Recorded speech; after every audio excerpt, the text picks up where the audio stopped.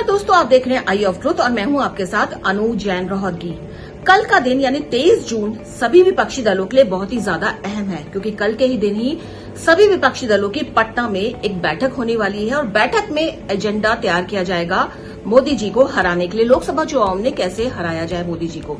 लेकिन इससे पहले ही कई ऐसी बातें सामने आ रही है जिससे लगता है कि जो बैठक हो रही है विपक्ष की, ये सफल हो पाएगी या नहीं। और सबसे पहले इसी कड़ी में केजरीवाल का नाम जुड़ता है। उन्होंने इस बैठक से पहले ही सभी पार्टियों को एक पत्र लिख दिया है और उसमें कहा है कि अध्यादेश पर अपना रुख साफ करें। अध्यादेश यानी ऑर्डिनेंस के बारे में सभी जानते हैं कि दिल्ली में ऑफिसर्स की पोस्टिंग वगैरह को लेकर जो सुप्रीम कोर्ट ने ऑर्डर दिया था, उसके अगेंस्ट सेंट्रल गवर्नमेंट ऑर्डिनेंस लाई है, अध्यादेश लाई है, जिसके खिलाफ केजरीवाल लड़ाई लड़ रहे हैं और हर जगह जाकर के इसको गिराने के लिए सपोर्ट मांग रहे हैं। और ऐसे में कांग्रेस ने अपना जो रुख है वो साफ नहीं किया है और ये जो संकेत दिए जा रहे हैं उससे साफ है कि कांग्रेस नहीं चाहती कि वो केजरीवाल को ऑर्डिनेंस मुद्दे पर सपोर्ट करे, क्योंकि कांग्रेस के कई नेता हैं जिन्होंने खुलकर इसका विरोध किया है, जिसमें माखन का नाम सबसे पहले आता है, जो खुल करके केजरीवाल पर भी वार कर रहे हैं और उनकी महत्वाकांक्षाओं पर भी वार कर रहे हैं। और उन्होंने इसमें एग्जाम्पल भी दिया है अपनी चीफ मिनिस्टर मुख्यमंत्री शीला दीक्षित का। बहुत ही सफल टेन्योर रहा था मुख्यमंत्री शीला दीक्षित का और उन्होंने कहा है कि उसी पावर में, उसी जो लिमिटेड पावर उनके पास थी, मुख्यमंत्री शीला दीक्षित ने बहुत अच्छा काम किया था।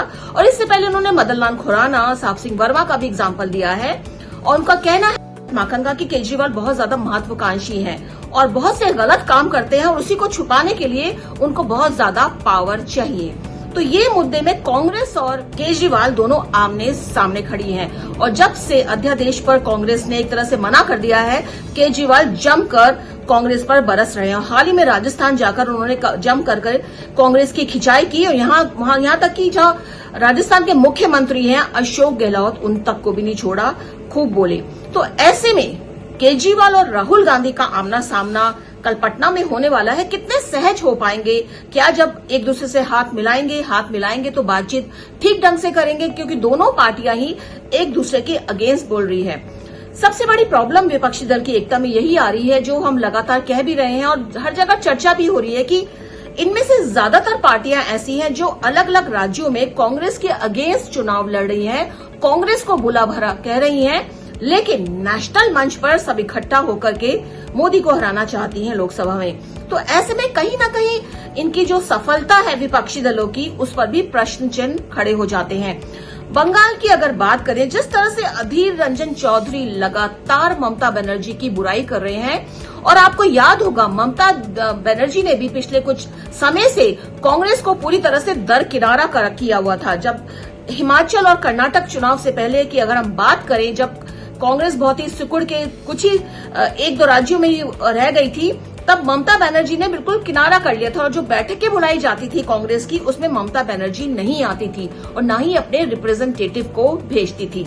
लेकिन हाँ, हिमाचल और कर्नाटक की जीत के बाद कांग्रेस का कद बहुत ज्यादा बढ़ा हुआ है और ममता बनर्जी ने एक बार फिर उनको तवज्जो देनी शुरू कर दी है। लेकिन यहाँ पर ममता बनर्जी भी, जिस तरह से अधीर रंजन चौधरी कांग्रेस के जो लीडर हैं, वो बार बार पश्चिम बंगाल में, क्योंकि चुनाव लड़ना है पश्चिम बंगाल में, कांग्रेस को अपनी जगह बनानी है, ममता बनर्जी और उसकी पार्टी टीएमसी पर लगातार अटैक कर रहे हैं। और ऐसे में ममता बनर्जी ने भी साफ किया है कि वो चाहेंगी कि विपक्षी दल में एकता हो, वो आना चाहेंगे इस ग्रुप में, लेकिन राज्यों में जहां राज्य सरकारें मजबूत है वहां पर कांग्रेस को साइडलाइन होना ही पड़ेगा। और अगर बंगाल के बाद हम तेलंगाना की बात करें, तेलंगाना में भी केसी राव ने स्पष्ट संकेत दे दिया है कि वो विपक्ष की बैठक में शामिल नहीं होंगे, दूरी बना के रखी। और इसका कारण यही है क्योंकि कांग्रेस जो है तेलंगाना में भी अपनी जो एक पैठ है वो बनाने पर जुटी हुई है।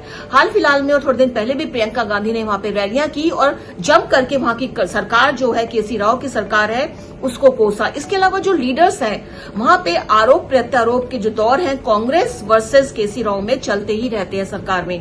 तो ऐसे में केसी राव ने भी एक दूरी बनाकर रखी है कांग्रेस और अपने बीच। और आगे चलकर अगर केसी राव शामिल भी होते हैं विपक्षी दल की इस जो बैठक है और गठबंधन में, तो डेफिनेटली अपनी कुछ शर्तों के साथ वो इसमें शामिल होंगे। इसी तरह दिल्ली की हमने आपको बात बता दी है, हमने आपको तेलंगाना की बात बता दी है, हमने आपको बंगाल की बात बता दी है। तमिलनाडु की बात करें तो वहां की भी जो पार्टी है वो भी नहीं चाहेगी कि वो कांग्रेस के साथ कोई गठबंधन आगे करे और कांग्रेस को ज्यादा सीटें वहां पे दे राज्य में जब चुनाव लड़े तो ऐसे में कांग्रेस को अपने राज्य में जो तेलंगाना की पार्टी है, स्टालिन की पार्टी है, वो भी कहीं ना कहीं साइडलाइन करेगी। वो भी नहीं चाहेगी कि कांग्रेस का वर्चस्व तमिलनाडु में बढ़े। केरल में भी यही हाल है। सभी जो राज्य है जहां पे कांग्रेस की सीधी टक्कर वहां के जो क्षेत्रीय दल हैं उनके साथ है, वो जब दल नेशनल गठबंधन में आएंगे तो किस तरह से आपस में इनकी केमिस्ट्री बनेगी ये तो कल की मीटिंग ही बता पाएगी। इसके अलावा जो समाजवादी पार्टी है, समाजवादी पार्टी का आपको याद है जब स्लोगन दिया था राहुल गांधी और अखिलेश यादव ने मिलकर के चुनाव लड़ा था, 2 लड़के साइकिल पर, और पूरी तरह से उनकी साइकिल पंचर हो गई थी क्योंकि पूरी तरह से चुनाव हार गए थे। उसके बाद से समाजवादी पार्टी ने भी कांग्रेस से दूरी बना ली थी। कहते हैं ना जब नैया डूबती है तो उसका सहारा कोई नहीं होता है, क्योंकि कांग्रेस की नैया हिमाचल और कर्नाटक चुनाव के पहले बिल्कुल डूबी सी लग रही थी। तो ऐसे में एक एक पार्टी जो उनकी क्लोज थी, जिन्होंने उनसे गठबंधन किया था, सबने धीरे धीरे कांग्रेस को साइडलाइन कर दिया। लेकिन अब कर्नाटक के बाद, हिमाचल के बाद कांग्रेस की स्थिति बहुत ज्यादा मजबूत हो गई है और एक बड़ी पार्टी है जो विपक्ष की पार्टी है, जो इतनी पुरानी पार्टी है, इतने ज्यादा नेता हैं, सारे एक्सपीरियंस्ड हैं, सरकार कैसे चलाई जाती है, किस तरह से सरकार को घेरा जाता है, किस तरह से नीतियों पर वार किया जाता है सरकार पर, तमाम हथकंडे इस पार्टी को पता है। और ऐसे में कांग्रेस इस समय सबसे बड़ी विपक्ष की पार्टी भी तो है ही, लेकिन साथ में सबसे पुरानी पार्टी है। और बीच में जो कुछ पार्टियों ने एक मुहिम से चला दी थी कि कांग्रेस को अलग रखकर हम विपक्षी दल बनाएंगे, तो वो मुहिम अब बिल्कुल खत्म हो गई है। खास तौर पर कर्नाटक की जीत के बाद अब सबको लग रहा है अगर विपक्षी दल बनेगा तो उसमें कांग्रेस की बहुत अहम भूमिका होगी, और होगी भी, क्योंकि कांग्रेस इस समय टॉप पर है विपक्ष में। और दोस्तों यहाँ पर एक बात करना बहुत ज्यादा जरूरी है। देश जो है, भारत जो है, विश्व का सबसे बड़ा डेमोक्रेट देश है, सबसे बड़ा लोकतंत्र है यहाँ पर, और लोकतंत्र की सबसे बड़ी खासियत और खूबसूरती यही होती है कि सरकार तो मजबूत हो लेकिन विपक्ष उससे ज्यादा मजबूत होना चाहिए। लेकिन हमारे देश में ऐसा नहीं हो पा रहा है, विपक्ष की सीटें नहीं आ पा रही हैं। विपक्ष गठबंधन करने की भी कोशिश करता है लेकिन अपनी महत्वाकांक्षा में वो गठबंधन सफल नहीं हो पाता। कोशिश कर रहा है विपक्ष, कल मीटिंग भी है, लेकिन इससे पहले ही कई तबकों में, कई जो क्लासेस हैं, कई जो थिंक टैंक है, उसमें ये चर्चा भी गर्म हो गई है कि सपोज ये लोग एक साथ आ भी जाते हैं तो इनका पीएम पद का दावेदार कौन होगा। अभी तक इस पर कोई बात नहीं हुई है। इतने से इलेक्शन लड़ेंगे, उसके बाद कुछ फॉर्मूला या एजेंडा बताया जाएगा, उसके बाद पीएम का चयन होगा। तो ऐसे कंफ्यूज स्थिति में जो है इस समय विपक्षी दल है, और जनता भी जब सरकार को देखती है, विपक्ष दल को देखती है, कंफ्यूज है, तो वोट देने से वो भी कतराती है। और यहाँ पे एक बड़ा मुद्दा ये भी है, इस समय जो स्लोगन चल रहा है, मोदी हटाओ देश बचाओ, मोदी को हटाना है इसलिए हम इकट्ठा हो रहे हैं, शायद ये भी बात जनता के पल्ले नहीं पड़ रही है। विपक्ष का मजबूत होना बहुत ज्यादा जरूरी है।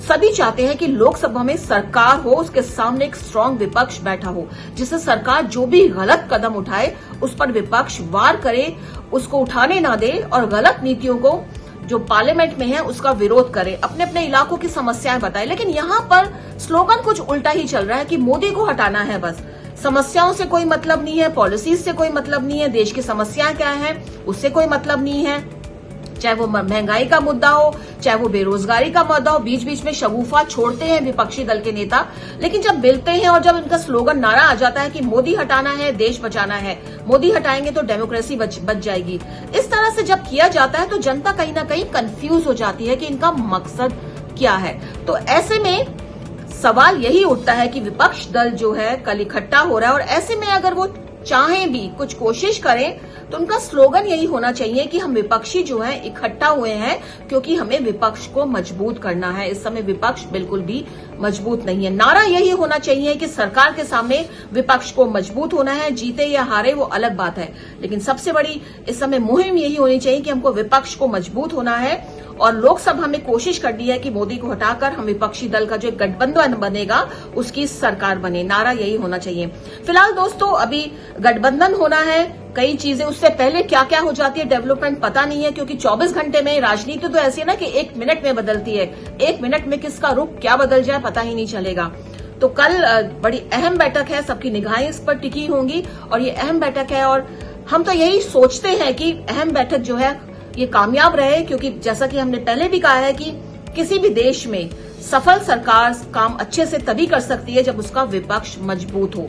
तो विपक्ष को इस बात पे जोर देना है कि अपने आपसी जो मतभेद है उसको भुलाकर आपस में इकट्ठा हो, एक गठबंधन बने, जिससे लोकसभा चुनावों में एटलीस्ट जनता के पास ऑप्शन हो कि अगर मोदी जी को वोट नहीं देना है तो एटलीस्ट ये गठबंधन हमारे सामने खड़ा है वोट देने के लिए।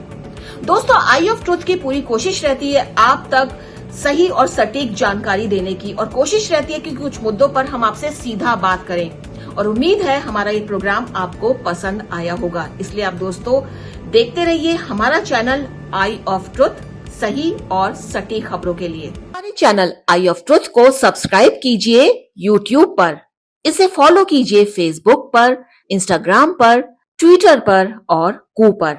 हमारे चैनल के बारे में फीडबैक देने के लिए हमें मेल कीजिए ioftruth.6@gmail.com पर।